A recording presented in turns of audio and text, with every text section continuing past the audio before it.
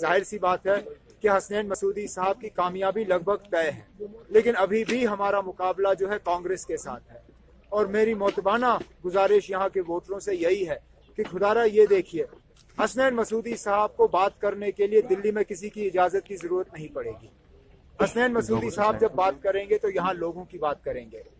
यहाँ बाकी जो नुमाइंदे हैं उन्होंने यहाँ तो दिल्ली की नुमाइंदगी की है या दिल्ली से इजाजत हासिल करके ही वो बात करते हैं। इस चीज का लोगों को खास ध्यान कहा जाता है। हम तो यही उम्मीद कर रहे हैं कि 23 मई के बाद दिल्ली में एक नई हुकूमत होगी और पिछले 5 साल की जो तबाही और बर्बादी हुई है उस पर हम रोक लगा पाएंगे। उम्मीद करते हैं कि जिस तरह यहाँ पे हम बीजेपी को रोक पाए हैं, इसी तरह बाकी मुल्क में जो पार्टियां हैं, चाहे वो कांग्रेस है चाहे वो रीजनल पार्टीज हैं, वो बीजेपी को रोकने में कामयाब हों और 23 मई के बाद यहाँ नई हुकूमत बने। नेशनल 30 और 370 को ही जोड़ के हमारी ऑटोनॉमी है ही कहाँ? हमारी ऑटोनॉमी वही है।